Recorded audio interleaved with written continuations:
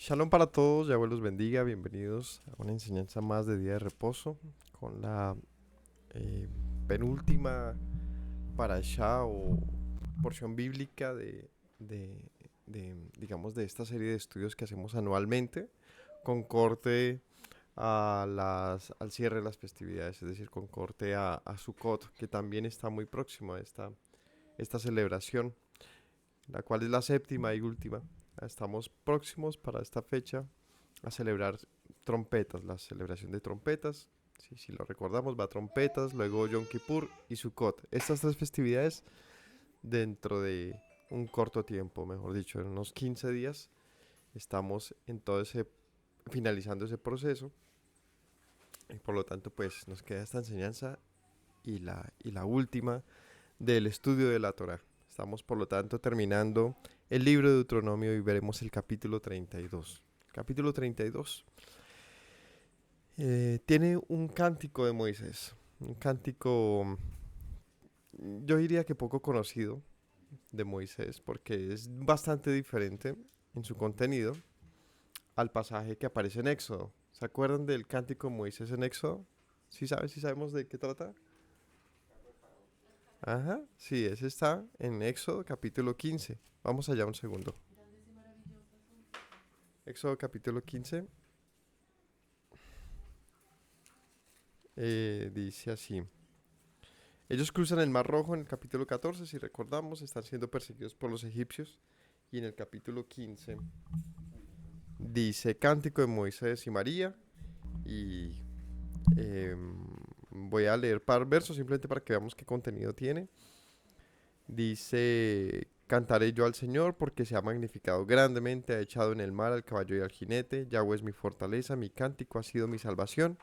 Este es mi Dios, lo alabaré, Dios de mi Padre, lo enalteceré, Yahweh es varón de guerra. Y bueno, todo el contenido de este cántico es por la misma onda, es en relación a la victoria sobre, eh, pues, sobre el faraón y sobre los egipcios y sobre la salida de Egipto. Hay otro pasaje que menciona un cántico de Moisés, está en Apocalipsis. Lo hemos mencionado en las enseñanzas que llevamos de Apocalipsis en el capítulo 15. Leámoslo rápidamente, el verso. Capítulo 15 de Apocalipsis dice en el versículo 3. Leamos desde el versículo 2. Vi un mar de vidrio mezclado con fuego, y los que habían alcanzado la victoria sobre la bestia y su imagen y su marca y el número de su nombre, en pie sobre el mar de vidrio, con las arpas de Dios, y cantan el cántico de Moisés, siervo de Dios, y el cántico del Cordero, diciendo, grandes y maravillosas son tus obras, Señor, Dios Todopoderoso, justos y verdaderos son tus caminos, Rey de los santos, que hace, pues, relación a lo que acabamos de leer de Éxodo capítulo 15. ¿Quién no te temerá, oh Señor, y glorificará tu nombre? Pues solo tú eres santo, por lo cual todas las naciones vendrán y te adorarán, porque tus juicios se han manifestado. En Apocalipsis entonces hay hay una mención al cántico de Moisés eh, que se, que se proclama en relación a la victoria sobre la bestia y su imagen, que es un tema muy interesante que les invitamos a ver en nuestra lista de reproducción del libro de Apocalipsis o Revelaciones, en lo que esto se refiere. Al punto en particular es una victoria. En ambos casos es victoria. Pero el capítulo 32 de Deuteronomio que vamos a ver, pues es muy diferente. De hecho, no se trata de una victoria. Si al contrario es un cántico muy, muy difícil de asimilar. Está lleno de reproches. Es un capítulo en el que el Señor advierte al pueblo de unas consecuencias graves por la dureza de su corazón. En ese orden de ideas, es un cántico que se convierte en una profecía. Es un cántico profético. ¿Qué significa que sea un cántico profético? Que advierte de cosas venideras, que tiene que ser oído con atención porque alude a las generaciones venideras. Así que habiéndoles dado este contexto, este esta información inicial de la diferencia de estos dos cánticos, porque pues hemos oído del cántico de Moisés, pero pues aparecen por lo menos dos, que son uno de victoria y uno en relación al destino del pueblo. Vamos a orar. Padre Celestial, yo te pido, Señor, que nos enseñes tu palabra, Señor, que ésta sea clara a nuestro entendimiento, que las palabras nos conviertan, Señor, que tu Espíritu nos acerque a ti, Señor, y nos libres de, de llevar, Señor, las consecuencias de una vida mal vivida. Queremos vivir bien conforme a tu voluntad, atendiendo tus palabras, Señor, sin desviarnos de tu camino. Yo te agradezco porque eres bueno siempre. En el nombre de Yeshua. Amén. ¿Cómo dice este pasaje? Pues leamos capítulo 32. La, en el capítulo 31 tiene un versículo antes, mejor dicho, en el 31:30. El contexto dice: entonces Moisés habló a oídos de toda la congregación de Israel las palabras de este cántico hasta acabarlo. Entonces va a decir, esto es un cántico, ¿no? ¿Qué significa que sea un cántico? ¿Tenemos alguna idea de por qué es un cántico? ¿Por qué otro puede ser, no sé, unas palabras en común? ¿O por qué puede ser, o sea, qué determina que sea un cántico, una oración, una profecía, mm, una, una proclama? Por el estilo. Si es un cántico significa que tenía, se podía, digamos que, repetir. Cuando, digamos, los cánticos, que fue una manera, y ha sido en muchas culturas y tradiciones, una manera de preservar el conocimiento. En Colombia funciona mucho y funcionó mucho la manera de transmitir el conocimiento a través de cánticos. No sé si lo sabían, pero en nuestro país eso fue muy común, digamos, se habla en pasado porque fue una manera de transmisión del conocimiento. Entonces, la vida, la historia se transmitían de una manera cantada, de tal manera que los hijos o las personas que lo oyeran también lo pudieran cantar, y por lo tanto las memorias quedaban en cánticos, memorias en cánticos. Es una manera de compartir la información y que quede, digamos, fácil de recordar y de transmitirse. Este cántico de Moisés tenía este propósito. Si el Señor nos pone un pasaje de advertencia, incluso en una canción, significa que debe ser atendido, debería ser enseñado. No debería ser el cántico desconocido de Moisés, debería ser algo que deberíamos entender que debe ser preservado. Es un conocimiento que debería haber sido atendido. Porque eh, este, mm, en el contexto de lo que estamos acá es cuando el pueblo está a punto de entrar a la tierra prometida. El pueblo está cerca de ingresar a la tierra prometida. Ya han atravesado, ya se pasó todo el tiempo en el desierto, ya tuvieron esa etapa difícil de 40 años en el desierto. Y entonces viene este asunto de qué va a pasar con el pueblo. ¿Qué ha de ser de la nación cuando entre a la tierra prometida?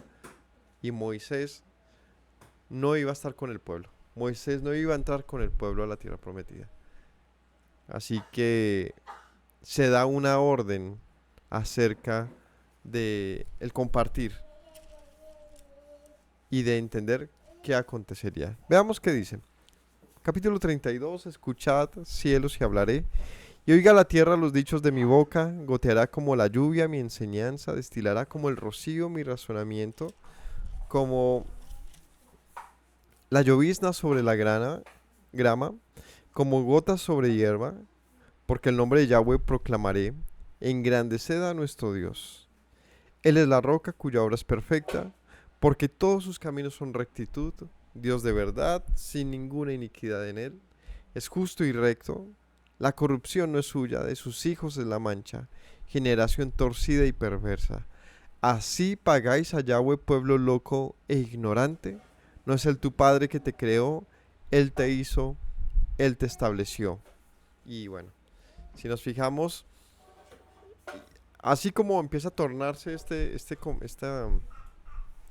esta proclama, si nos fijamos, arrancó diciéndole al pueblo, pongan atención de lo que estoy hablando, porque estas palabras no pueden ser calladas, ¿no? Dicen, va a ser como el rocío, como la lluvia que cae, que lo cubre todo. ¿Y quién va a detener esto, no? ¿Quién va a dejar de oír lo que se ha de decir? Dios es perfecto, en Él no hay maldad. De esa manera arranca el diciendo y enseguida dice, pero ustedes, de ustedes es la corrupción, de ustedes es la mancha, generación torcida y perversa. Inmediatamente Moisés dice que el Señor es perfecto, le dice al pueblo, pero ustedes no. Generación torcida y perversa. Esto de generación torcida y perversa, ¿dónde lo hemos oído? ¿Ah? ¿Ah? ¿A quién nos acuerda? Nos recuerda a Yeshua. ¿Cómo decía? ¿Cómo él le decía pues a sus con los que debatía o con quienes le afrentaban, ¿no? Generación de víboras, ¿no? Generación mala y perversa. ¿Quién dijo eso? Yeshua. ¿Dónde lo vimos? Generación torcida y perversa en Deuteronomio. ¿Qué significa generación mala y perversa, torcida y perversa, generación de víboras, etcétera? ¿Qué significa? Es una, es una, es una afirmación muy dura. Fíjate que no dice humanidad perversa y torcida. Son generaciones que se han levantado, como cuando la palabra dice, se levantó una generación que no conocía al Eterno, como esta generación de este tiempo, no toda, una generación perversa de este tiempo. Entonces se levanta por generaciones. Yo siempre la he calificado de más o menos 100 años, ¿no? Generaciones que se levantan que no conocen a Hashem. Ahí, digamos que cuando leemos esto, ¿no? Como una denuncia, que es lo que está haciendo Moisés, le dice al pueblo, ustedes, si no fuera por el Señor, más bien ustedes, pues ustedes no se hace nada, porque ustedes son perversos, son torcidos en esencia, ¿no? Cuando se refiere a generación, pues hace un bloque inmediatamente y por aquí me ayudan con un comentario diciendo, pues no se refiere a la descendencia plena de Jacob, digamos, o de Israel, o al mundo entero, sino hace una diferenciación, ¿no? Donde Moisés, viendo a su pueblo, a sus hermanos, y el Señor diciéndole acerca de lo venidero, le indica que pues de esta generación, por más de que fuera a cruzar la tierra prometida, pues por su propia eh, esfuerzo, por su propio corazón, por su propia fe, por su propia fe, el pueblo no podría llegar más allá, más lejos, ¿no? El pueblo siempre estaría, digamos que bloqueado por su condición. Y a esa condición le llama una generación. Es una manera entonces de ampliar, ¿no? Pareciera incluso una, una etiqueta que se arroja sobre la nación, que lastimosamente sí es muy permanente, muy constante, ¿no? Es decir, muchas veces deseáramos que una nación tuviese un comportamiento leal y justo e íntegro conforme a las escrituras. Pero la verdad este es un comportamiento que se puede esperar solamente en grupos pequeños.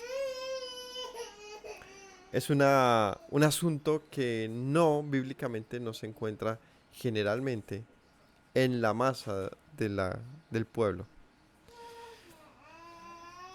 Diríamos, dime. Es como cuando se dice que hay un remanente que no habla bajo Yahweh. Exacto. Él hace como una diferenciación de que igual que hay unos que oran, que claman y creen, hay un grupo que es negado completamente, que tiene el corazón contrario, endurecido como piedra. Alejado de Dios. Sí. Sí. Y ahí, por lo tanto, se menciona en la escritura, hace también esa designación, hay un remanente. Pero cuando se habla de la generación, es como, pues, al general, ¿no? Mala y perversa, torcida y perversa. Otra vez digo, nos recuerda a Yeshua haciendo la misma crítica sobre su pueblo, ¿no? Una generación mala y perversa. Papi.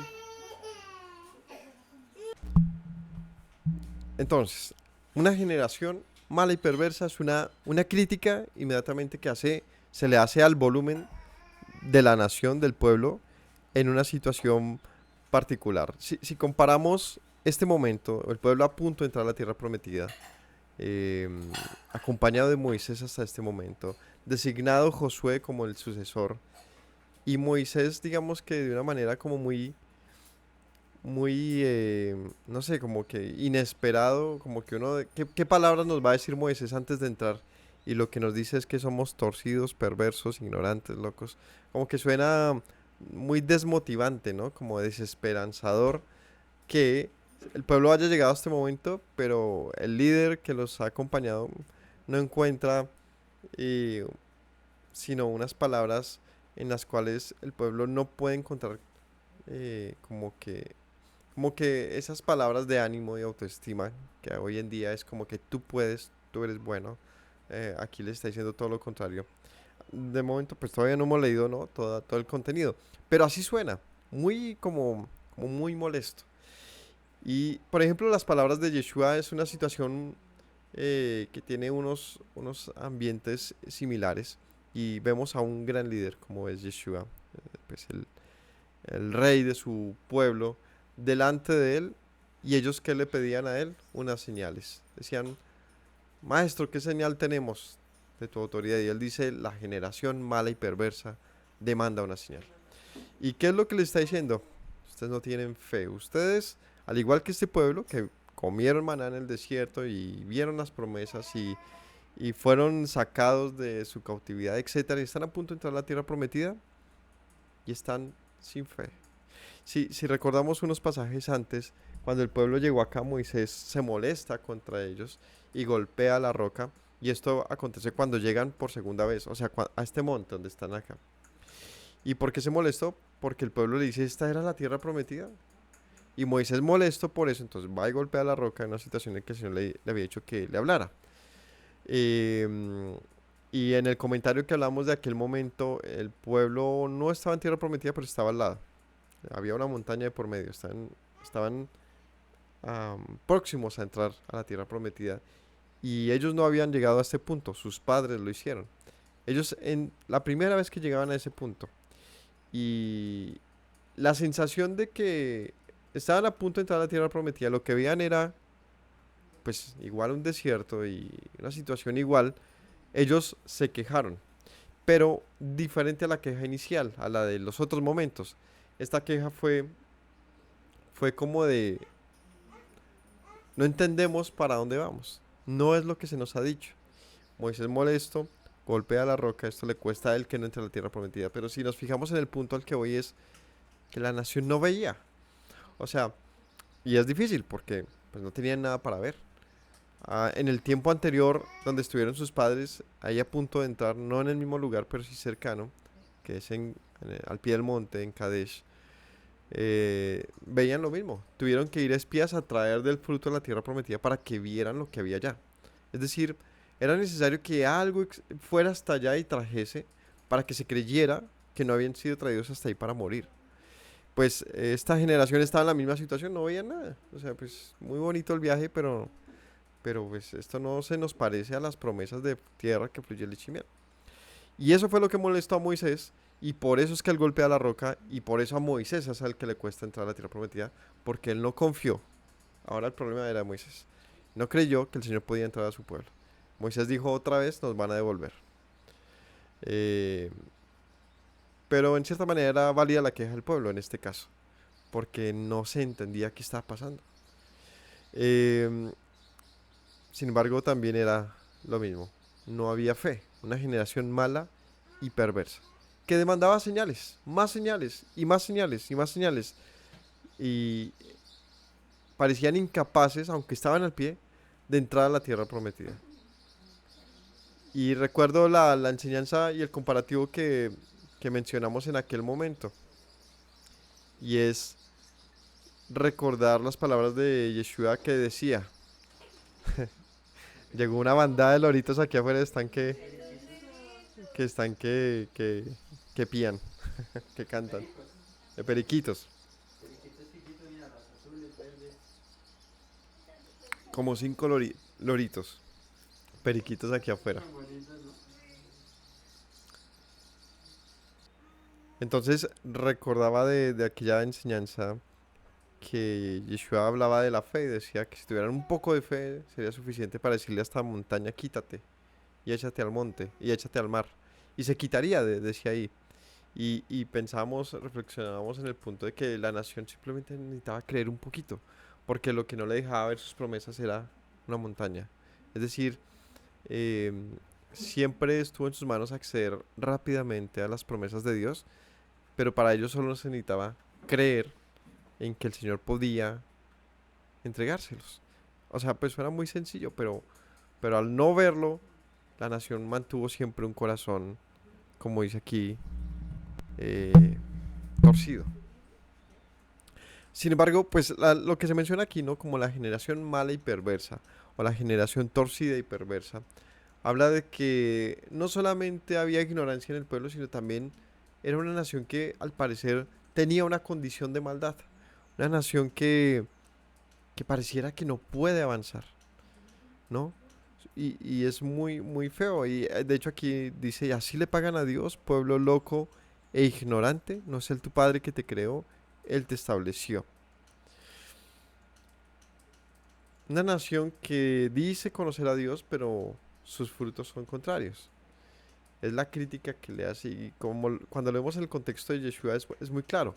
La nación y a quienes les hace la crítica de la generación mala y perversa, era una generación que supuestamente conocía a Dios, supuestamente entendía, sabía para dónde iban las cosas. Era una generación que supuestamente debía representar la luz de Dios en medio de, pues, del mundo. Era una generación que no sabía nada. Y por eso Yeshua les recrimina generación mala y perversa. Generación mala y perversa. Si no estoy mal, también Juan Bautista les dice, la generación de víboras, ¿quién les enseñó a huir de la ira venidera, no? Y esto se lo dice también es a los fariseos, donde les dice, hagan pues frutos dignos de arrepentimiento. Es decir que es una crítica muy directa a una nación que supone tener luz, pero no la tiene. Y que se confían en el asunto de somos hijos de Abraham. Y por lo tanto hay una deuda de Dios con nosotros. Y entonces el Señor les dice, puedo levantar hijos de Abraham, incluso de las piedras, o sea, no sean hipócritas. Es una crítica entonces a esta supuesta vista de un pueblo que conoce a Dios, pero pues que no lo conoce. Entonces, vean el tono de este cántico de Moisés, ¿no? Es muy, es muy fuerte lo que les dice y por eso les empezó diciendo, será como una lluvia sobre ustedes, no pueden detenerlo. ¿Qué más podemos pensar de esto? Moisés también está haciendo una antelación a las consecuencias que va a mencionar en este cántico que vendrían sobre la nación y les está diciendo de primera mano, pero es culpa de ustedes y no de Dios, porque ustedes son los corruptos y torcidos y no Dios. Él es justo y recto, ¿no? Como dice en el versículo 4. Es la roca cuya obra es perfecta, sus caminos son rectos, Dios de verdad, sin ninguna iniquidad en él, justo y recto, pero la corrupción no es de él, sino de ustedes, es la mancha. Sigamos. Él te hizo y te estableció, versículo 6. Acuérdate de los tiempos antiguos, considera los años de muchas generaciones, pregúntale a tu padre y él te declarará, a tus ancianos y te dirán, cuando el Altísimo hizo heredar a las naciones, cuando hizo dividir a los hijos de los hombres, estableció los límites de los pueblos, según el número de los hijos de Israel, porque la porción de Yahweh es su pueblo, Jacob la heredad que le tocó. Entonces, les dice, ustedes no están aquí porque se hayan ganado al estar aquí o porque ustedes hayan tomado unas grandes decisiones o porque hayan decidido conformar una nación, sino porque Dios decidió crearlos y hacerlos nación. Eh, Moisés establece, si nosotros hacemos un análisis bien detallado de lo que se menciona en este pasaje, se establecen varios principios, varios criterios que se convierten al día de hoy en, digamos que, unos parámetros eh, transversales en las creencias o en la creencia de Israel en particular. Digamos, qué piensa un israelita de sí mismo, ¿no? O un israelí, perdón. O qué piensa un judío de sí mismo, y me refiero a personas que practican una, una fe en particular, judaísmo o el que sea. Ellos cómo se ven en relación a esto, pues se ven como esto. Somos la heredad de Dios, somos el pueblo que Él conformó, que Él creó. Es decir, aquí se establecen unas afirmaciones que se convierten entonces en una formulación para entender quién es el pueblo de Israel. Y aunque Moisés las da como una crítica y como ustedes no han entendido nada, pues también nos está declarando el por qué existe este pueblo. O sea, cuál es la razón de que esté levantado. ¿Cuál es la razón de que Israel no haya muerto? De que Israel, me refiero a este pueblo, al pueblo que desciende de las promesas, al pueblo que nace de un juramento hecho de Dios a Abraham. ¿Cuál es la razón para que este pueblo se mantenga vivo y por lo tanto exista la esperanza de que siga vivo a futuro, independientemente del número, independientemente de su ubicación, independientemente de su estado? ¿Cuál es la razón de lo que hemos leído de que siga vivo? ¿Mm? Y que tenga esperanza este pueblo. Palabra que no le temo ni le escribo su palabra. Sí, pero entonces voy a leer porque no estaba así. Dice así: así pagas al Señor, pueblo loco e ignorante. No es Él tu Padre que te creó, Él te hizo y te estableció. Acuérdate de los tiempos antiguos, considera los años de muchas generaciones. Pregunta a tu Padre, Él te declarará, a tus ancianos y te dirán. Cuando el Altísimo hizo heredar a las naciones, cuando hizo dividir a los hijos de los hombres, estableció los límites de los pueblos según el número de los hijos de Israel, porque la porción de Yahweh es su pueblo, Jacob, la heredad que le tocó. ¿Cuál es la razón para que el Señor mantenga a su pueblo? ¿Qué es su heredad? ¿Qué significa que es su heredad? Que le pertenece. Es decir, que es algo interesante, porque significa que en particular, es decir, que de todas las naciones de la tierra, que de todos los pueblos, que de todas las comunidades, que de todas las etnias y formas de cultura y de todas las divisiones humanas que nosotros creamos, hay una en particular que no fue una creación humana. Es decir, no fue una división resultado de decidimos crear esta comunidad, sino que surge del deseo de Dios. Y esto es muy diferente. Dios dice aquí, divide las naciones. Claro, cuando recordamos la división de las naciones, pues eso es algo que se lee históricamente, por eso dice, pregúntenle a sus ancestros si no saben que fue así. Y esto se hace una referencia quizás al tema de Babel, del tiempo en cuando las naciones, cuando eran una sola masa, pues, y terminan divididos y repartidos en la tierra. Dice, no saben que eso fue así, que Dios lo repartió. Pues dice, pero de ustedes, Israel, han venido a ser su heredad. Por lo tanto, si significa que Israel es la heredad de Dios, es decir, es un pueblo que ha sido adquirido para Él, eh, significa que estamos en sus manos. Y por lo tanto, la responsabilidad de que el pueblo exista o no depende de Él. Si nos fijamos a lo largo de la escritura hay muchas relaciones a una heredad, ¿no? Y es eh, como una parábola, como una manera de entender esto. Pero ¿qué era una heredad en la antigüedad? O sea, ¿qué se entiende por una heredad? Un terreno, Algo, sí, es un terreno. ¿Y qué tiene ese terreno? ¿Para qué se heredaba un terreno? para cultivarlo, Para prosperarlo, para cultivarlo, para, sacarle fruto. para sacarle fruto. ¿cierto? Y entonces ahí viene una gran cantidad de parábolas acerca de la heredad, ¿no? Un hombre adquirió una heredad, ¿no? Ese tipo de... O por ejemplo en Isaías donde dice que ¿qué puedo hacer yo de mi viña, la que cultivé y la que la hice crecer, pero ella terminó dando un fruto malo, ¿no? Entonces hay como una serie de pasajes que mantienen esta, digamos que esta parábola constante de lo que es una heredad, para darnos a entender que si bien Dios ha escogido su pueblo para cultivar en él, para que este pueblo dé un fruto, pues él no puede forzar al pueblo a que dé un fruto en particular. Él entrega una semilla, da un terreno y espera. Esta figura entonces, eh, digamos que de, pues de una heredad y de como un asunto siempre en relación a, ¿cómo se le llama esto? A los plantíos y al crecimiento natural, deja entrever siempre como un deseo de parte de Dios, en el cual espera que su pueblo dé fruto, pero al igual que como lo hacemos hoy, digamos, nosotros hemos intentado en muchas ocasiones hacer huertas y no siempre da. Y uno pone la huerta y le pone atención y tal, pero pues al ratico te produjo algunos tomates y a la otra semana está llena de chinches y luego se deforman y luego se dañan y uno dice, qué pereza, porque uno tiene una mucha expectativa. Obviamente no somos aquí muy expertos, Dios es experto. Sin embargo, hay muchas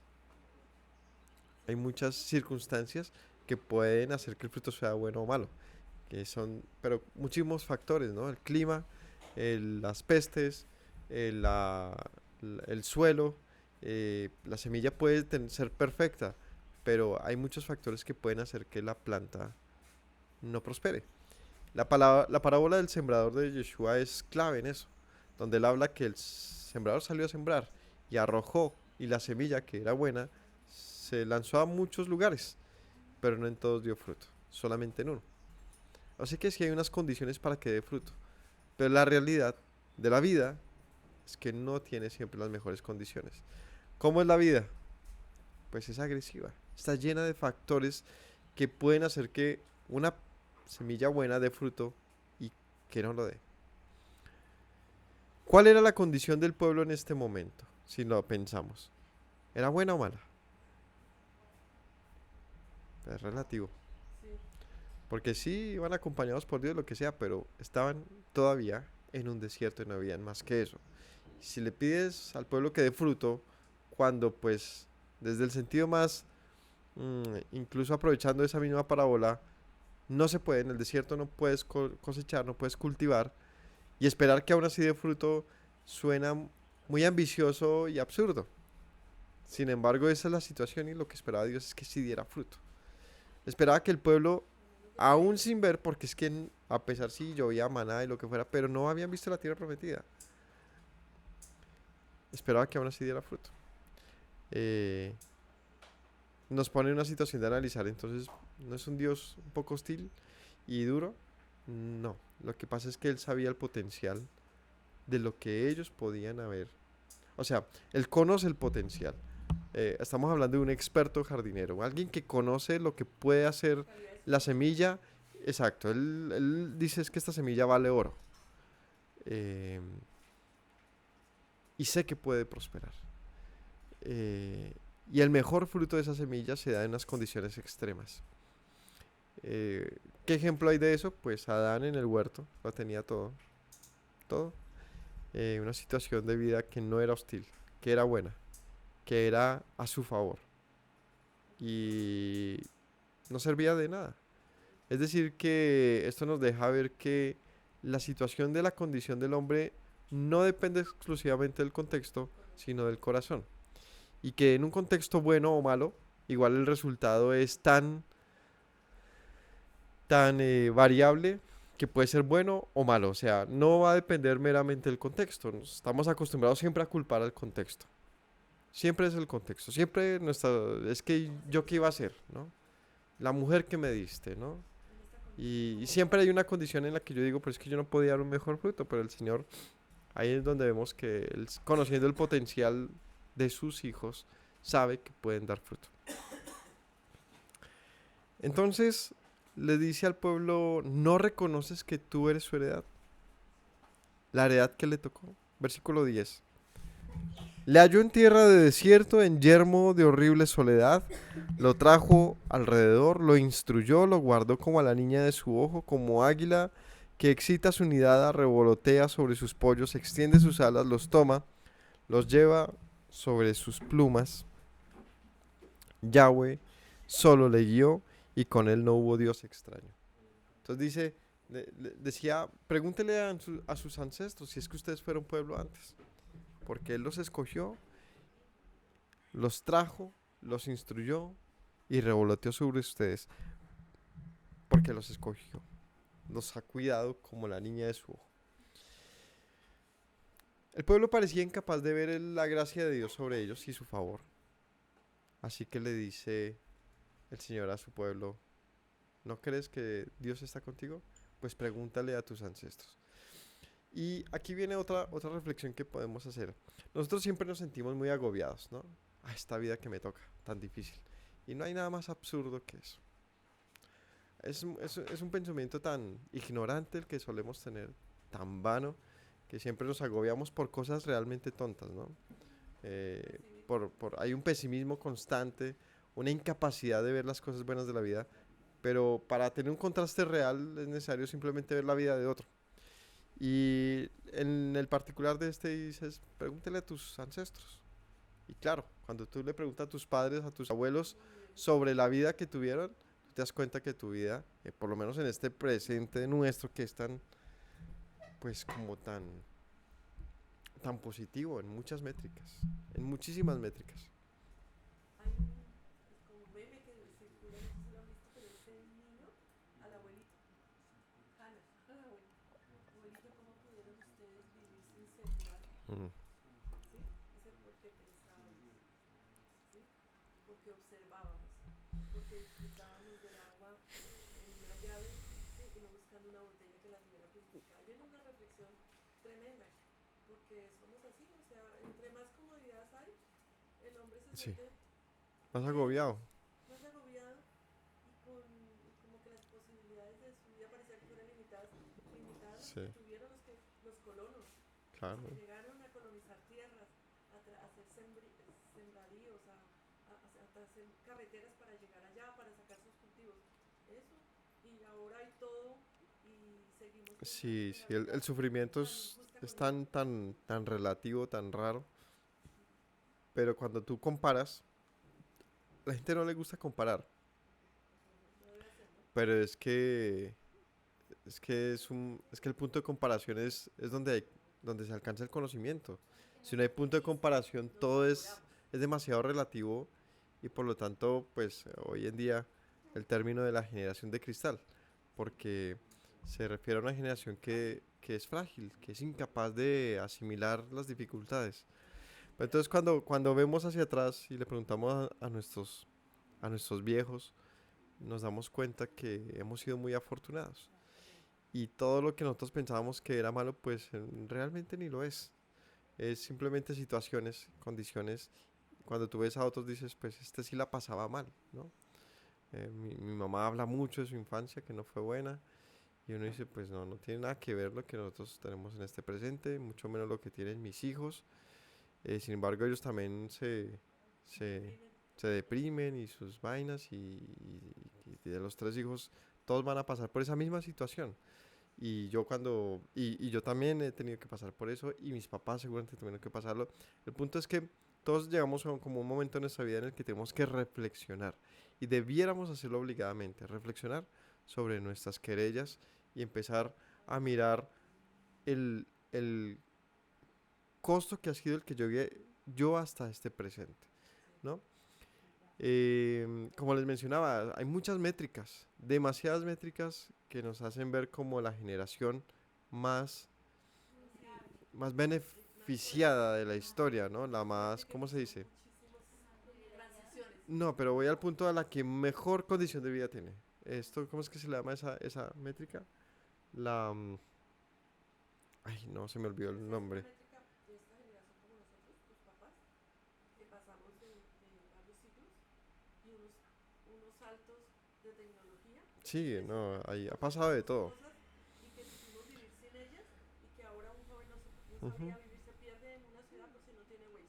Sí, no, o sea, al punto al que voy es, por ejemplo, las diferentes tasas que se han medido en la historia, pues esta es la que tiene mejor condición en eso. Por ejemplo, las tasas de mortalidad, la expectativa de vida, la hambruna, la disponibilidad de comer, el acceso al agua, el acceso a una vivienda, a la educación, a la justicia, o sea, en cualquier métrica versus cada década hacia atrás, pues pareciera ir a mejor, pareciera. Hay muchas otras en las que de pronto no haya mayor avance, en otras de pronto ha desmejorado, etcétera, pero en el plano general de lo que es eh, el poder vivir bien en la mayoría o en una gran cantidad de países, esto ha mejorado mucho, ¿no?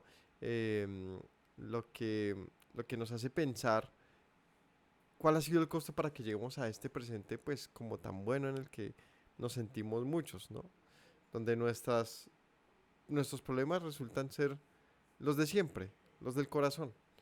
Nuestros problemas siempre han sido que nosotros somos incapaces de, de disfrutar la vida que tenemos. De ser agradecidos. Porque, listo, nosotros decimos ahorita estamos muy bien, sí, pero nuestros papás preguntaban a nuestros abuelos o a los bisabuelos y también estaban mejor. Y así cada generación averiguando por el pasado, como que uno siempre piensa que pudo ser, que uno está muy mal, pero cuando revisas no es así, no es así. Versus, pues obviamente no siempre todas las generaciones son buenas, hay tiempos de mucha calamidad, guerra, pestes, pues obvio esa generación en contraste con sus ancestros sí está peor, pero estas cuestiones no necesariamente son tan permanentes. Al punto al que voy es que aquí Moisés le dice al pueblo, pregunten si no fue así, que ustedes no eran nadie.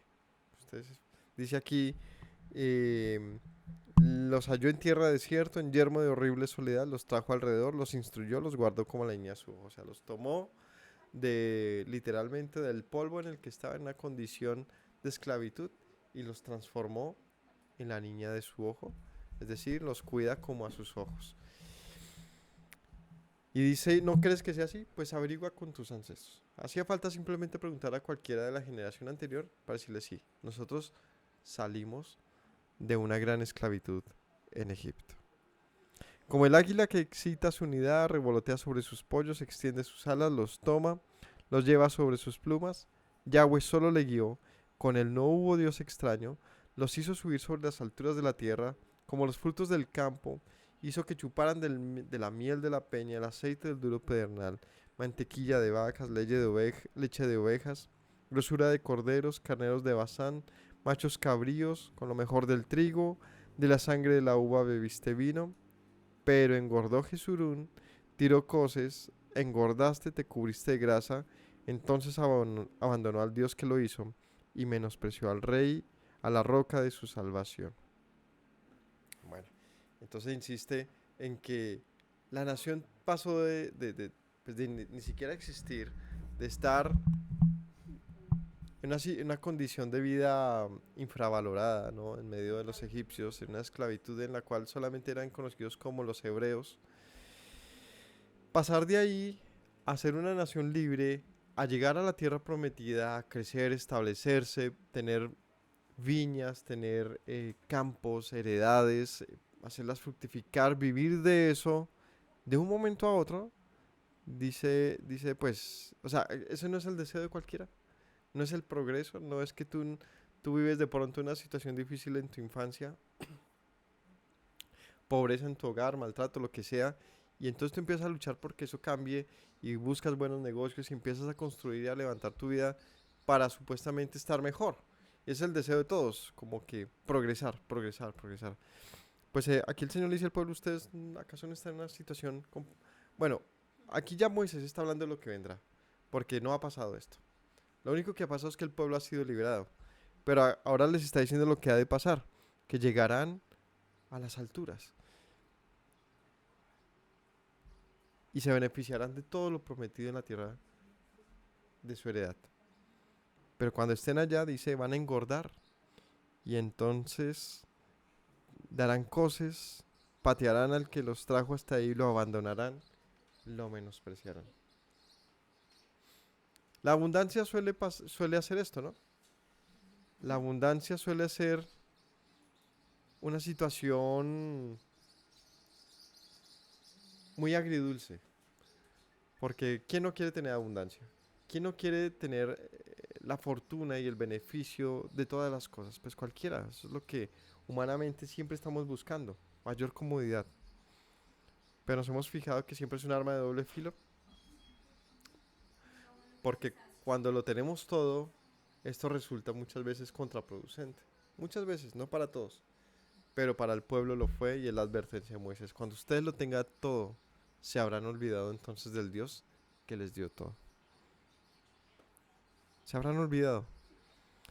¿Y qué van a hacer ustedes allá después de tenerlo todo?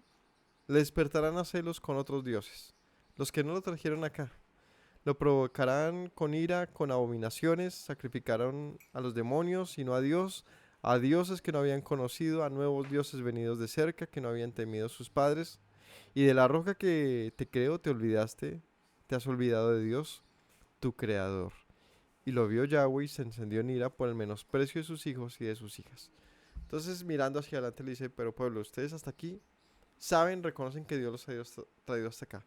Pero cuando entren a la tierra prometida y reciban todo lo prometido, cuando estén bien, se olvidarán del que les dio todo esto y serán movidos por cualquier cosa que parezca a Dios. Por cualquier cosa que les llame la atención, serán conmovidos y fácilmente olvidarán de dónde fueron tomados, por el camino que estuvieron y quién los sacó. Y entonces esto encenderá la ira de su Dios, el que los trajo hasta acá. Insisto que cuando tenemos muchas bendiciones, esto suele nublar nuestra vista y terminamos perdiendo algo que deberíamos tener siempre presente, y es la gratitud. Es la gratitud. A veces nuestros hijos son sumamente desagradecidos y solamente demuestra lo inmaduros que son. No entienden. ¿Y qué hace falta? Pues que vivan. La vida los va a afinar y se van a dar cuenta que estaban muy bien. Hace falta que se den cuenta que siempre estuvieron bien. Pero es lo bonito de la vida, que la vida misma se encarga de uno de pues, decirle, pero ojalá que no tuviéramos que pasar por muchos tropiezos para darnos cuenta de que una vida en gratitud es mucho mejor. Es mucho mejor. Es fácil que cuando nosotros nos resistimos, siempre somos muy sufridos y siempre nos sentimos lastimados y siempre nos quejamos y nos quejamos y nos quejamos. Cuando somos de ese tipo de generaciones, pues entonces estamos siempre buscando un Salvador. Y esa necesidad de un Salvador no necesariamente nos acerca a Dios. No necesariamente, aunque es también justamente el camino. Para el pueblo se convirtió en acceder a cualquier Dios. Porque para ellos no hacía mayor diferencia su condición en la que estaban. Simplemente, o sea, el asunto de las generaciones es que muchas veces el conocimiento no tiene un aprendizaje lineal. Es decir, no es lo mismo yo haber vivido, no sé, traumas, dificultades, luego progresar, ir muy bien, luego tener hijos y morir, que yo haber vivido una mala condición, luego mi hijo vivir un poco mejor, luego mi nieto vivir perfectamente y luego un tataranieto volver a la miseria. No es lo mismo porque ese nieto no vivió mi vida de miseria, él vivió la de la comodidad. Entonces él difícilmente le transmitió a su hijo algo de lo que yo sí viví. Y esto es lo que pasa con las generaciones. Una generación vive un bloque de tiempo. Por eso ahorita se le dificulta a uno pensar en lo que vivieron los ancestros, los ancianos, los viejos. Es que para esta, o sea, mirando hacia atrás, hace no mucho se vivió 2 guerras mundiales. Y ahorita estamos muy molestos porque pasan arbitrariedades en este mundo, pero que no tienen nada que ver con eso. O todo lo que pasó en Colombia. En Colombia ha sido un país sumamente violento y desastroso en muchas cosas. Y hoy nos jalamos los pelos porque un presidente, un gobernante dijo unas palabras que nos suenan escandalosas, porque no tienen nada que ver con esa situación. Y la prensa y el conocimiento y los estereotipos resultan ser tan banales, tan pequeños, tan sin sentido, que no se comparan a lo que realmente es la dificultad. Por lo tanto, los abuelos, cuando ellos hablan de política y de todo eso, muchas veces sí tienen más argumentos para hablar. Dicen, no, pues es que yo viví cuando pasó esto y aquello, ta, ta, ta, ta. Al punto que voy es que nuestra situación de ventajas y de condiciones beneficiosas muchas veces resultan ser la peor desgracia, porque son las que nos alejan de Dios. Es triste, ¿no? Es la tentación que hizo Es la mayor de, a Satanás llegar es la mayor, ¿no? Es la reina de las pruebas, porque hay, por lo menos en dos situaciones, el corazón del hombre es probado, ¿no? Con una tentación, la reconocemos, ¿no? Pasa con, no sé, con la corrupción, te ponen la oportunidad de un dinero fácil, y uno sabe que está mal, pero es que está fácil ese dinero, y puede ser, o sea, es como muy fácil de verla, ¿no? Es una manera de hacer probado el corazón. Otra ante la calamidad, es otro asunto, ¿no? Todo de Dios y para qué me diste hijos si me los vas a quitar. Y como una situación de, no sé, una tragedia, una guerra, la miseria, lo prueba uno. Pero la tercera, la menos esperada, es estar en perfecta vida. Porque esta suele robarnos el corazón y quitarlo de Dios. Y esa no la ves venir. Cuando Dios te lo ha dado todo, entonces no te das cuenta que con eso también te está probando. Y sueles olvidarte de Dios. Y esa no la ves venir. En esa no nos dimos cuenta. Cuando menos te das cuenta, y mis hijos, oiga, yo veo una generación donde yo iba a una iglesia, donde yo era feliz con mis padres, o bueno, no siempre uno fue feliz yendo a las iglesias, pero digo que hago parte de una generación donde se buscaba a Dios, y ahora veo a mis hijos y digo, y ellos no buscan a Dios, ¿cierto? Muchos pueden decir eso. ¿Y por qué? Pues porque tú les das una vida diferente a la que te dieron tus padres. Y la vida de mis padres es diferente a la que le dieron los abuelos. Y uno que dice, ojalá mis hijos buscaran a Dios. Es muy difícil. Porque depende de las condiciones. Depende de las condiciones y el contexto de vida. Uno quisiera que los hijos buscaran a Dios. Pero ¿buscarlo para qué? ¿No? Entonces ese es el asunto. ¿Es buena la bendición? Es tan relativo. Es una pregunta difícil. ¿Es bueno vivir bien? Es relativo. Y el sabio consejo chino que siempre menciona, a tu hijo no le niegues el hambre ni el frío. No se lo niegues. Entonces, pero solemos ser los padres sobreprotectores. Ay, no le diga nada que se molesta. Ay, no, no, no, no. O sea, como que esa sobreprotección es todo lo peor que le puedes hacer. Él tiene que aprender a vivir. Tiene que aprender a soportar el dolor. Tiene que aprender a sufrir. El sufrimiento hay gran virtud entonces. Porque entonces aprenderá a valorar lo que tiene. Aprenderá a valorar lo que hay.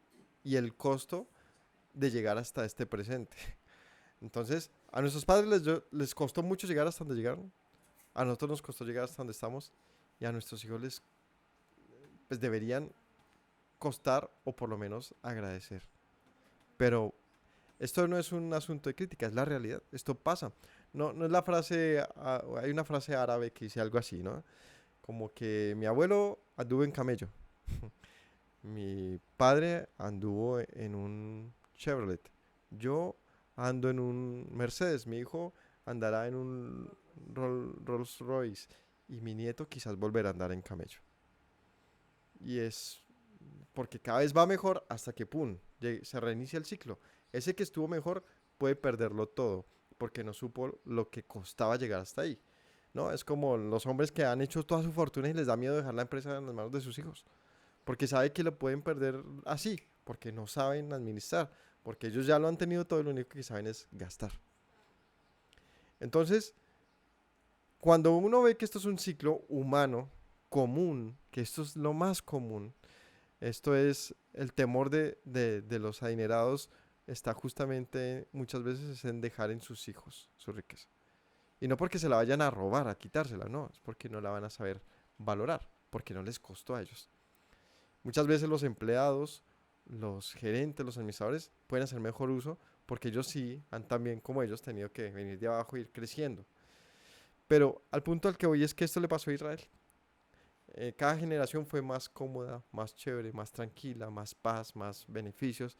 Y entonces se les olvidó que fueron esclavos y que costó un desierto, una generación que muriera y que Dios estuvo presente. ¿Y cuál Dios? Recordar, por lo tanto, es un mandamiento. Recordar es de sabios.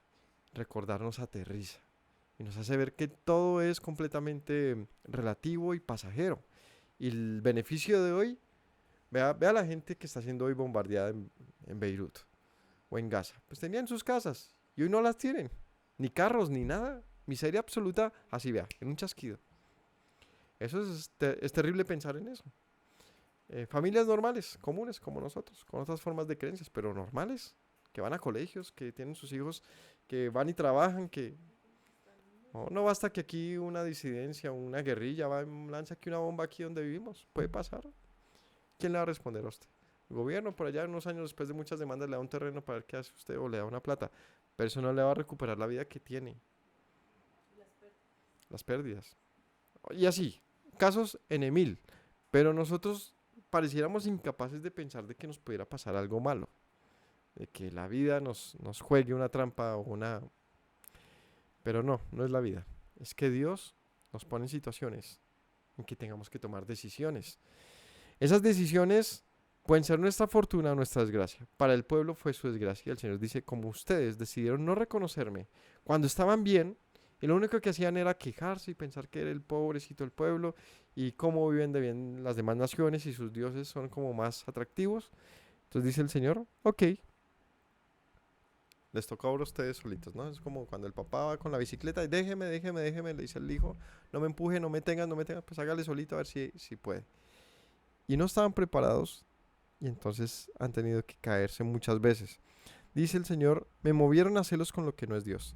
Me provocaron a ira con sus ídolos. Yo también entonces los moveré a celos con un pueblo que no es pueblo. Los provocaré a ira con una nación insensata, porque fuego se ha encendido en mi ira y arderá hasta la profundidad del Seol, devorará la tierra y sus frutos y abrazará los fundamentos de los montes. Amontonaré males sobre ellos y emplearé en ellos mis saetas.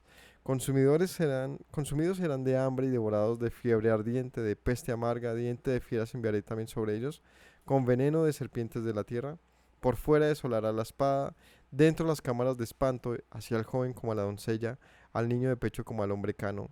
Yo había dicho que los esparciría lejos, que haría cesar de entre los hombres la memoria de ellos, de no haber temido la provocación del enemigo, no sea que se envanezcan sus adversarios y no sea que digan nuestra mano poderosa ha hecho todo esto y no Yahweh.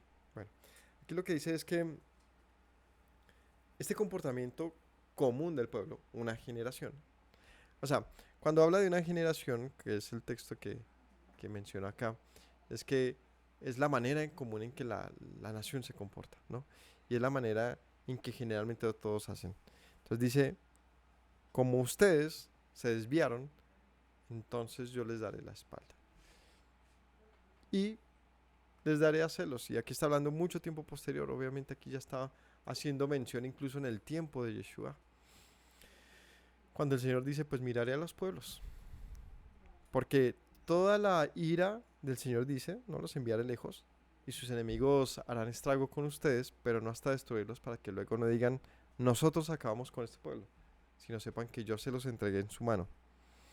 Como todo el mundo siempre quiere reclamarse el poder y quiere reclamarse la victoria, entonces el Señor dice no, tampoco así. Ustedes sufrirán las consecuencias de su menosprecio y de sus malas decisiones y serán enviados lejos y les daré a celos con otras naciones. Y esto obviamente es muy profético porque todo esto es casi que la historia que sigue de aquí en adelante, y es como el Señor le dice a su pueblo, le advierte que la misma nación tendría entonces necesidad de su Dios. O sea, ¿cómo hacer para que una nación que se olvida del Señor luego lo busque? ¿Cómo se hace? ¿Cuál es la estrategia divina? No. ¿Cuál es la manera? Pon- Veamos esto, o sea, imaginemos que somos una pareja, ¿no? Y ya no me gusta mi esposa, ya no la quiero. Y empiezo digamos que, abandonarla. ¿Cómo hago para que, te entiendo. Ah, no, para que no meta para celos. volver mi corazón a ella? Habla celos. ¿Cómo hago para Poner, que ella me meta celos? claro, Ella entonces tendría que ponerse ponerme a celos. Y entonces ella es la que se pone a a, grabar. a abandonarme y a dejarme a un lado y a buscarse a otros. Entonces es muy probable que entonces a mí me genere celos. ¿Y cómo así? ¿Cómo así si esta es mi esposa? ¿No? Esta es mi esposa. Sería lo que tendría que pasar muy seguramente. Pues esto fue lo que pasó. El pueblo abandonó al Señor, entonces el Señor dice, ok, les daré a celos con otra nación. Y entonces cuando esto hizo el Señor, la nación empezó a decir, pero ¿cómo así? Si este es nuestro Dios, no de ustedes. Entonces les despertó un celo que les hizo recapacitar de que ellos le habían abandonado primero y que necesitan buscarlo, porque si no, este asunto tan humano de la pertenencia, ¿no? De que hoy en día pues se le conoce como la propiedad privada, hemos privatizado a Dios incluso. Es nuestro Dios, no puede ser de otro. Nos demuestra otra vez nuestra gran ignorancia, pero también nos demuestra la sabiduría de Dios. Porque ese apego nuestro y esa cuestión muy humana de esto es mío, nos hizo reclamarlo a Él. Entonces el pueblo lo buscó. Y ha sido la manera de que dejaran de desviarse y empezar a decir, no, no, es que es nuestro Dios. Y se construyó entonces incluso una, sí, pero una cultura en torno a eso. Y es una identidad muy marcada. Este es nuestro Dios y vivimos en torno a Él, por y para Él. Pero nace de esto, de un celo provocado. Porque ¿cómo más ibas a ganar el corazón de un pueblo que es como este marido que le da todo, todo, todo, todo, todo, todo? Es súper amoroso, le llena de flores, de, de, de abundancia y de amores, pero ella lo menosprecia. Entonces dice, pues le voy a dar a celos. Y cuando le da celos, entonces ahí sí es mío, solo mío. Bueno, sigue advirtiéndoles entonces, por esto yo les enviaré lejos y mi ira estará sobre ustedes y sus adversarios se envanecerán y dirán por nuestra mano ha hecho esto y no Yahweh. Versículo 28, porque son nación privada de consejos y no hay en ellos entendimiento. Ojalá fueran sabios que comprendieran esto, se dieran cuenta del fin que les espera. Y esta es la razón de este cántico. Quizás se den cuenta del fin que viene. Y es cuando uno molesta tanto a los hijos y siempre está hablando en futuro, ¿no? Es que ustedes no saben que le va a ir mal. Y el hijo va a decir, ay, cómo molesta, ¿no? Pero en el fondo del corazón uno piensa esto. Ojalá, ojalá se dieran cuenta. Y es la misma situación que nos tocó vivir a todos con nuestros padres y con los que nos amaron, ¿no? Nuestros maestros, nuestros ayudantes, nuestros abuelos, nuestros tíos, yo que sé, cualquiera que deseó para nosotros nuestro bien siempre fue alguien que advertía. Pero en el fondo nosotros no queríamos consejo, queríamos alguien que nos aprobara nuestros hechos. Y aquí dice, ojalá fueran sabios, comprendieran esto y se dieran cuenta del fin que les espera. ¿Cómo podría perseguir uno a 1000 y dos hacer huir a 10,000 si su roca no los hubiese vendido, si Yahweh no los hubiera entregado? Dice, ¿cómo es posible que la nación sufriera tanta desgracia si no fuera porque Dios los entregó? Y aquí hay algo muy importante que tenemos que saber y que al pueblo le costó mucho entenderlo y reconocerlo. Y es que toda su desgracia fue causada por Dios. Eso no ha sido fácil y no es fácil de asimilar incluso hoy. ¿A quién puede asimilar o pensar que de pronto Israel pudiera perder una guerra? Eso ni se mencione. Y en cualquier otra. O sea, que ni se mencione hoy tal cosa. Cuesta pensar en eso. Cuesta pensarlo.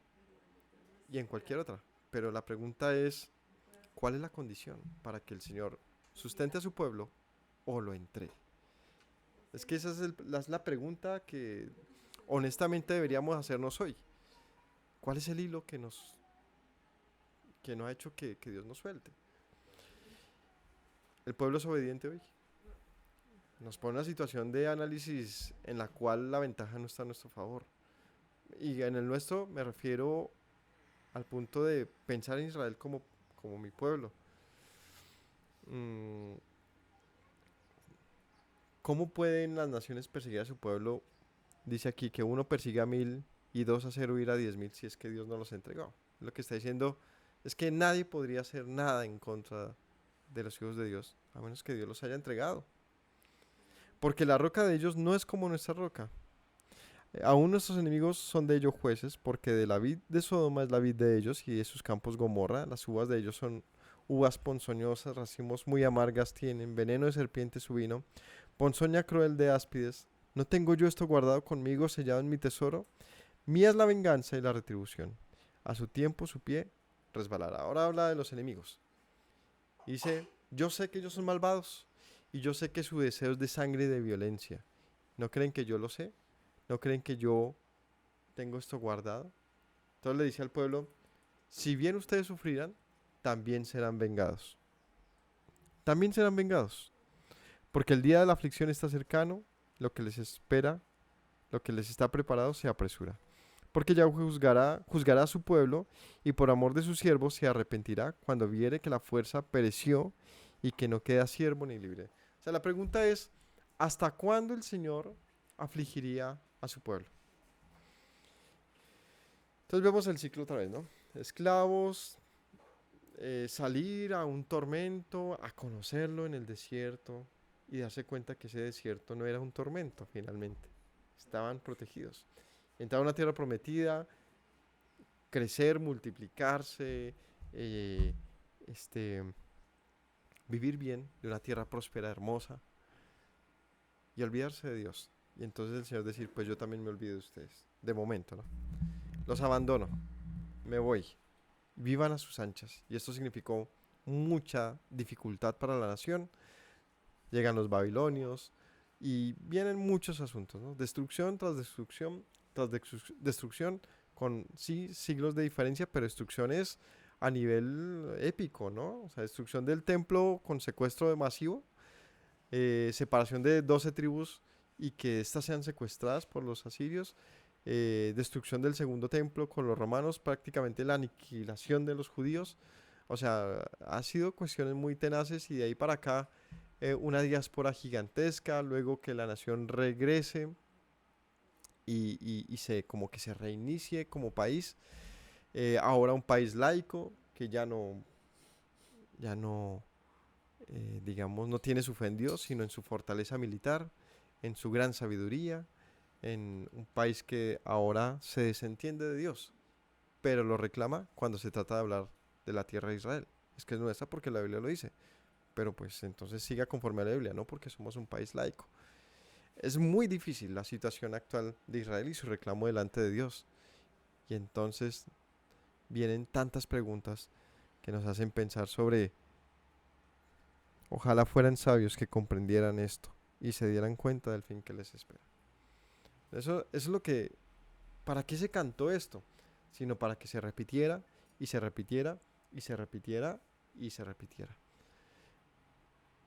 Ninguna comunidad cristiana, judía, mesiánica y demás quiere hablar esto con el carácter que merece el tema. Pero la promesa dice que la tierra es nuestra. Pero es que el Señor me la dio a mí. Y solamente sacan esos versos, pero créame que la Biblia es mucho más generosa en la información que brinda acerca de quién es el reclamo de la tierra en un momento preciso. Donde el Señor les dice, si ustedes son como las demás naciones, también serán vomitados de la tierra. Entonces, ¿a quién le pertenece la tierra? Pues al Señor. Ah, pero es de Israel, espérese. Eso tiene condicionales. Es muy difícil asimilar eso. Claro, hay comunidades y hay... Aquí dice, entonces, ¿hasta cuándo será el sufrimiento? Dice acá, El Señor juzgará a su pueblo y por amor de sus siervos se arrepentirá cuando viere que la fuerza pereció y que no queda siervo ni libre. ¿Sabe esto hasta cuándo va? Hasta que surjan esos remanentes. Y ya hay, por supuesto, pero tiene que ser evidente el arrepentimiento de la nación. Y quizás, lastimosamente, en este presente no hay una nación arrepentida, lo que hay es una nación fuerte. Y esto es lo duro de pensar en el futuro de Israel, porque lo que el Señor busca a la nación no es que sea fuerte, es que se humille, para que Él sea su fortaleza. Y la comprensión bíblica es esta: ustedes no deben ser fuertes por ustedes mismos, yo soy su roca, yo soy su fortaleza. Si me buscan a mí, es para que yo sea su roca. Si no, entonces ¿para qué? Y quizás no hay una nación más fuerte que nunca que hoy. Pero a mi criterio, lo que entiendo, lo que se ve, lo que parece, en una fortaleza que no depende de Dios, sino de la misma nación. Somos fuertes. ¿No has visto nuestros aviones de combate, nuestros guerreros, nuestra capacidad militar, nuestra inteligencia, nuestros sabios, nosotros, focos en nosotros, en nosotros, en nosotros? ¿Y dónde está el Dios de Israel? Y esto ha sido siempre lo que trajo desgracia a la nación. Por lo tanto, yo he sido muy cansón con esto en las prédicas. No sé si hay alguien que escuche, pero yo creo que si seguimos atendiendo el problema de la manera que se está atendiendo, vamos a tener los resultados que todos los profetas advirtieron. A Jeremías, a Isaías, a todos los buscaban para matarlos porque les decían esto al pueblo: dejen de creer que son intocables. Hasta que llegaron las desgracias una tras otra. Ellos muy confiados en sus alianzas. Pues no tenemos de aliado de Egipto, ¿qué nos va a hacer Babilonia? No tenemos de aliado de Estados Unidos, ¿qué nos van a hacer los persas, los árabes, los iraníes? Es complicado. Obviamente nadie desea el mal de nuestro pueblo. Yo no lo deseo para nada. Pero sí tengo que, como los profetas hicieron en su momento, decirle: ojo, no estés viendo mal la cosa. Cuidado con la perspectiva que ves. No te confíes de a mucho, porque la generación mala y perversa. Entonces, lo que hay que ver es que ojalá Israel, es que es un Yom Kippur el que se viene. Lo que debería hacer Israel: dejar de ver sus enemigos y decirles: ustedes son la culpa, no decir tenemos culpa. Y hacer teshuvá real. Y decirles que nuestra culpa es que nos olvidamos de nuestro Dios. Esa es la realidad. Porque son fiestas ya muy folclóricas dentro de Israel. Hay comunidades hermosas, pero realmente esto es como cualquier celebración aquí en Colombia. Son fiestas patrias, son carnavales, son asuntos en la cual la nación tiene una desconexión inmensa. Ojalá al sonido del shofar la nación en este caso dijera: Señor, te necesitamos, te necesitamos, te necesitamos. Dios les daría la salida de sus conflictos, estoy seguro, y les daría el fin que merece cada uno. Pero siento yo que Dios no ha llamado a su pueblo a ser una nación guerrerista, sino una nación de paz. Y la manera en que esto sea posible cuando todos tus enemigos te atacan es que Dios te defienda. Es que Dios te defienda. Así no tendrás que estar mostrando los dientes todo el tiempo y atacando. Dios debe manifestarse por su pueblo, pero el pueblo debe entonces manifestarse a su Dios. Y esta es la situación que siento que debe cambiar y que no ha cambiado aún, y que puede ser la clave para que todo cambie. Un pueblo que se humille delante de Dios. Dirá: ¿dónde están tus dioses? La roca en la que se refugiaban, que comían la grosura de sus sacrificios y vivían el vino de sus libaciones. Levántese, que os ayuden y os defiendan. Ved ahora que yo soy y no hay Dios conmigo. Yo hago morir y hago vivir, yo hiero y yo sano, y no hay quien pueda librar de mi mano. Entonces Dios les dice: cuando llegue la calamidad, vayan y busquen en lo que estaba su fortaleza. ¿Cuál es la fortaleza de Israel hoy? Sus armas, sus aliados. Después de una tragedia como cualquiera de las que se presentan hoy. Es que ante todos los medidores de hoy en día, la humanidad no ha estado tan al borde de una crisis inmensa en proporciones inimaginables como hoy. Y que nosotros sigamos mirando hacia el lado ante este panorama nos demuestra lo ignorantes que somos. y es insistente porque el mismo sistema nos advierte esto todo el tiempo, ¿no? En todas las métricas, el clima, la crisis climática, el tema de los combustibles, el tema de los cultivos, de las tormentas, del agua, del tema de las guerras nucleares, ¿no? Cuando Putin dice, bueno, si ustedes, OTAN, le permiten a Ucrania mandar armas de largo alcance, no vamos a dudar en iniciar o sea, esa fue la advertencia del hombre, ¿no? De hacer, no vamos a dudar en enviar bombas atómicas contra Ucrania. Ellos no tienen bombas atómicas, pero sus aliados sí. Lo que los pone en situación de, aunque no son una nación de bombas atómicas, es que hay un tratado de este estilo. Una nación no puede atacar a una nación que no tenga un sistema de armas atómicas, de bombas nucleares, con ese mismo sistema. Ucrania no lo tiene, pero dice Putin, pero sus aliados sí. Entonces, si Ucrania va a empezar a lanzar misiles de largo alcance, es decir, que se adentren bien a Rusia, pues nosotros vamos a hacer lo mismo, pero con bombas atómicas. Y es que donde ya se menciona ese punto, significa que cualquier país ya va a activar el mismo sistema. Y es que ante eso, ¿qué se hace? O sea, es un reseteo mundial. Otra vez digo que nosotros no deberíamos menospreciar la vida en la que estamos. ¿De qué sirve llenar el YouTube de predicaciones si estas no tienen un sentido práctico? En el presente nuestro. Y en este presente es pues de muchas desgracias que se han advertido y que por lo tanto cada vez son más propensas, más inminentes, ¿no? Hay un sistema internacional incapaz realmente de afrontar las situaciones de hoy, no puede hacerlo, no tiene la capacidad del brazo para detenerlo, así que solamente estamos en ese orden de ideas en manos de Dios. Ojalá entonces, como dice acá, fueran sabios que comprendieran esto y se dieran cuenta del fin que les espera. Esta es la advertencia de este libro. Ojalá miraran hacia adelante y dejaran de ver hacia los lados. ¿Dónde están sus dioses, la roca en que se refugian? Que comían la grosura de sus sacrificios, bebían el vino de su libación. Levántese y que les ayuden y los defiendan entonces. Vean ahora que soy Dios, no hay dioses conmigo. Yo hago morir y hago vivir. Yo hiero, yo sano. No hay quien pueda librar de mi mano. Porque yo alzaré a los cielos mi mano y diré, vivo yo para siempre.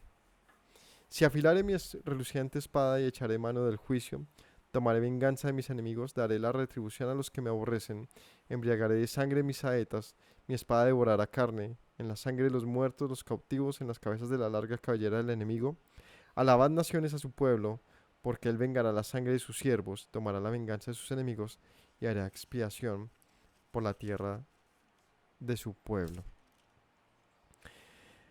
Finalmente, en este cierre dice, yo soy, no hay Dios fuera de mí. O sea, ustedes sigan confiando en lo que quieran confiar. En sus sistemas muy fuertes, en sus democracias, en sus sistemas, en sus constituciones, en lo que quieran, en su dinero, en su riqueza, en sus alianzas internacionales, en su poder militar. Confíen en eso si quieren. Pero cuando llegue la calamidad, vean a ver si eso realmente les puede salvar. Porque soy yo quien salvo, soy yo quien sano, soy yo quien destruyo, soy yo quien acabo, dice el Señor. Y esta afirmación, que es muy grotesca, muy dura de asimilar, que nadie tiene presente, pero que es una afirmación que está en varios pasajes de la Escritura, donde todo está en manos de Dios. Todo está en sus manos. ¿Quién puede librar de la mano de Dios? Y finaliza diciendo, yo vengaré la sangre de mis siervos.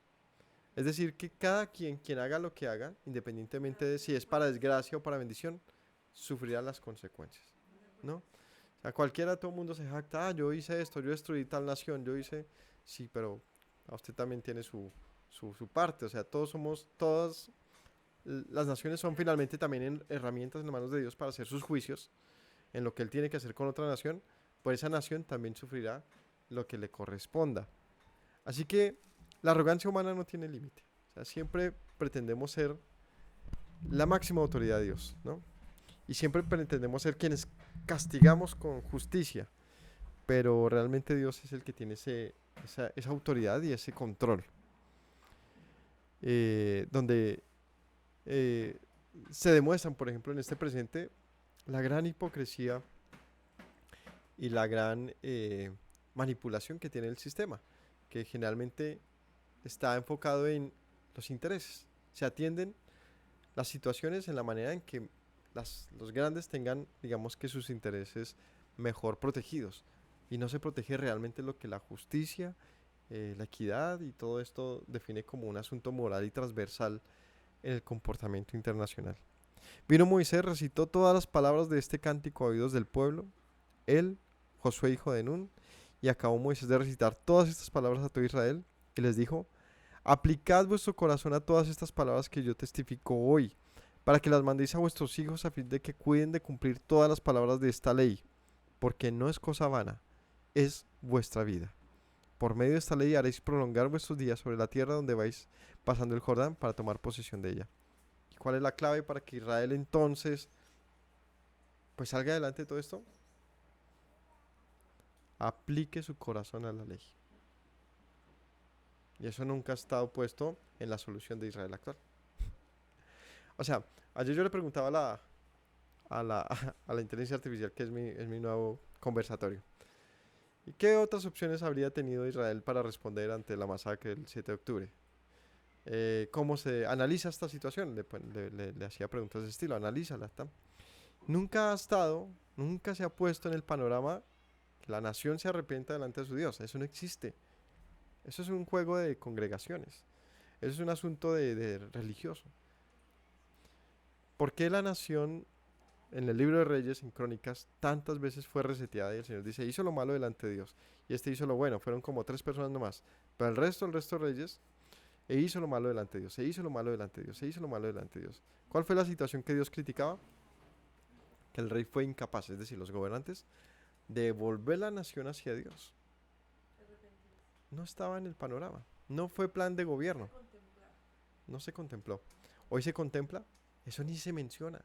Es que yo no escuchaba una sola noticia donde diga: primer ministro o aquel u otro convoca a la nación a hacer teshuva por haber abandonado al Señor. No existe eso. No existe. Sería juzgado internacionalmente como una actitud, no sé, tonta o religiosa.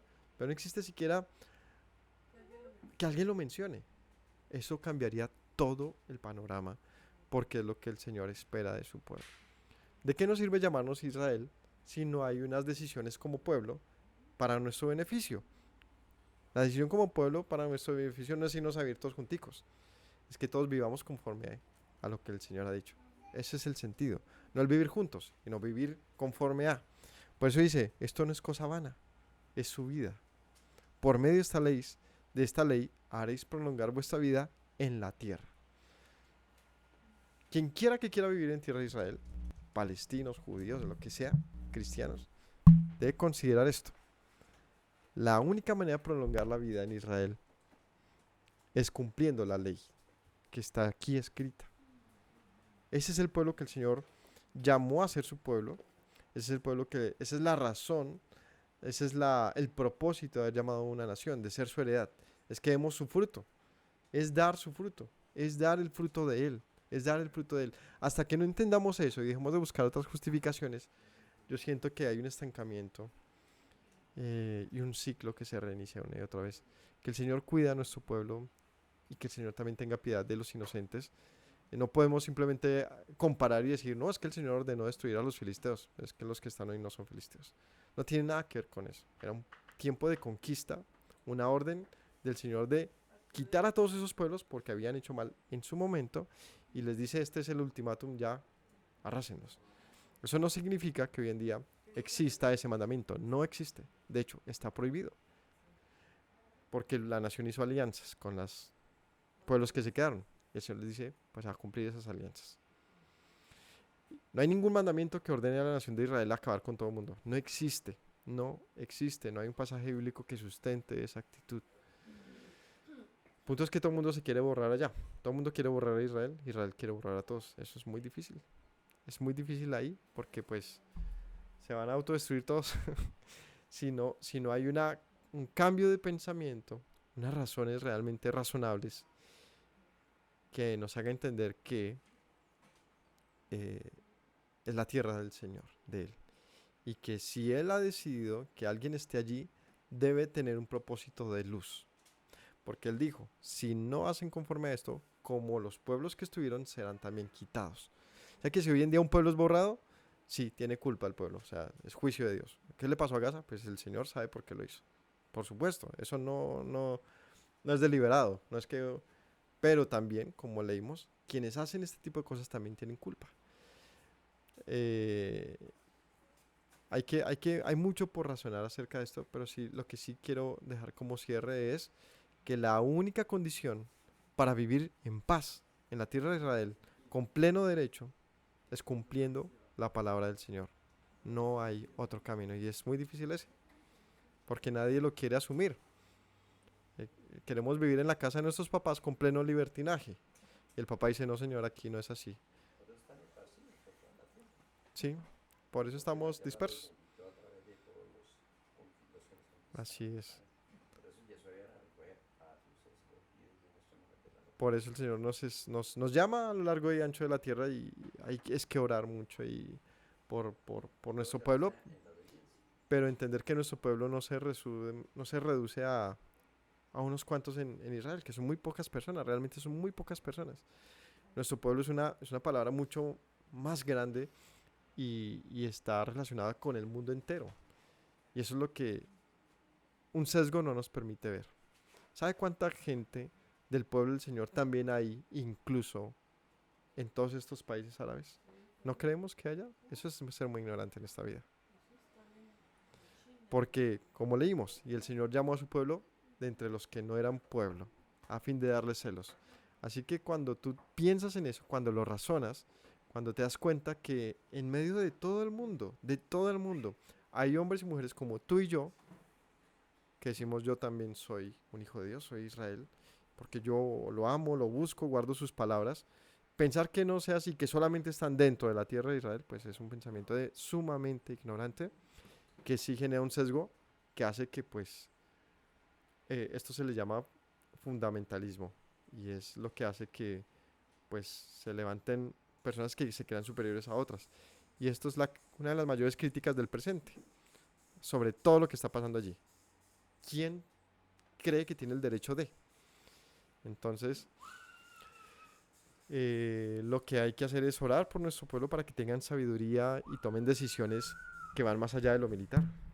Que la verdadera inteligencia está acompañada de sabiduría. La verdadera inteligencia está acompañada de sabiduría. Y claro, cuando uno ve estos golpes militares tan impresionantes de Israel, porque más allá de la potencia es la inteligencia militar, o sea, yo no he visto esto ni en las películas. Es impresionante.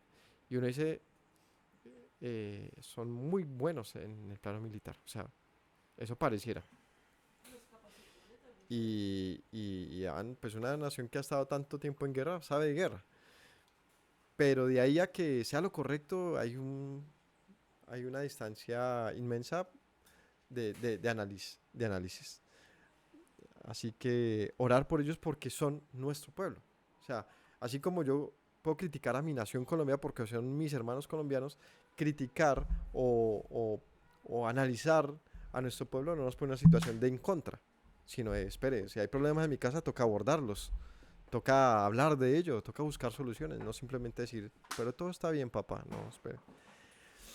Así que mis hermanos, el cántico de Moisés fue cantado para, como dijimos, ojalá sean sabios y escucharan esto para que sepan el mal que les espera. Es el anuncio constante de este cántico para que nosotros advirtamos entonces de que a menos de que no cambiemos, no van a pasar diferentes cosas. Que tengan todos un excelente cierre de día de reposo, que el Señor los bendiga y nos dé a todos la sabiduría para atender a su palabra. Shalom para todos, bendiciones.